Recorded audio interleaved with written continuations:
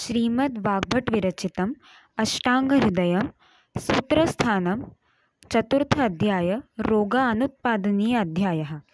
श्लोकः अङ्गभङ्गाश्मरी बस्ति मेढ्रवंक्षणवेदनः मूत्रस्य रोधात् पूर्वे च प्रायो रोगात् तदौषधं वर्तभ्यङ्गावगाहश्च स्वेदनं बस्ति कर्म च। समासः अंगभंगाश्च अश्मिरीच वस्तिश्च मेढ्रौ च वंक्षणश्च तेषां वेदना वर्तिः च अभ्यङ्गं च अवगाहः च। संधि तत् प्लस औषधं जस्व संधि झलां जशो अंधे। रोधात् पूर्वे रोधात् प्लस पूर्वे संयोग संधि। प्रायो रोगः प्रायः प्लस रोगः विसर्ग संधि सूत्रम हसि च।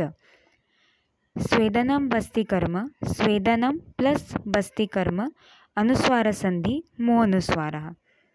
अवगाहः प्लस च विसर्ग संधि विसर्जनीयस्य सह। संधि इनसाइड समास अंगभंग प्लस अश्मरी सवर्ण दीर्घ संधि अकः सवर्णे दीर्घ। वर्ति प्लस अभ्यंग यण संधि इको यणचि। अभ्यंग प्लस अवगाहः सवर्ण दीर्घ संधि अकः सवर्णे दीर्घ। अंतर्लिंग विभक्ति वचनानि वेदना अकारांत स्त्रीलिंग प्रथमा विभक्ति एक वचनम। अश्मरी इकारांत स्त्रीलिंग प्रथमा विभक्ति एक वचनम। वस्ति इकारांत पुल्लिंग प्रथमा विभक्ति एक वचनम। मेढ्रः अकारांत पुल्लिंग प्रथमा विभक्ति एक वचनम। मूत्रस्य अकारांत नपुंसकलिंग षष्ठी विभक्ति एक वचनम। रोगः अकारांत पुल्लिंग प्रथमा विभक्ति एक बहुवचनम। औषधम अकारांत नपुंसकलिंग प्रथमा विभक्ति एक वचनम।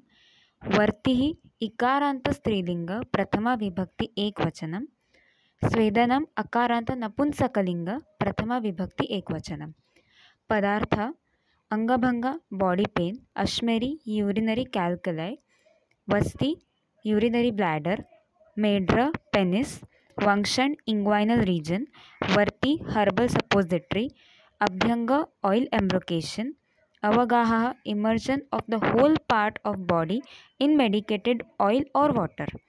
स्वेदन सुडेशन। वस्तिकर्म मेडिकेटेड एनिमा। अन्वयः मूत्रस्य रोधात् अंगभंग अश्मिरी वस्ति मेढ्र वंक्षण वेदनाः जायन्ते। प्रायः पूर्वे रोगाः च जायन्ते तदौषधं च वर्ति अभ्यंग अवगाहः स्वेदनं वस्तिकर्म च भवति। अर्थ suppression of micturition reflex results in angabhanga which is body pain, ashmeri which is urinary calculi, pain along vasti urinary bladder, meढ्र penis and vangshan inguinal region, and in general symptoms mentioned under suppression of flatus and defecation reflexes. Medication recommended for such conditions include varti which is herbal suppository, abhyanga which is oil embrocation, avagaha immersion of the whole part of body in medicated oil or water, swedana sedation and vastikarma which is medicated enema. धन्यवाद।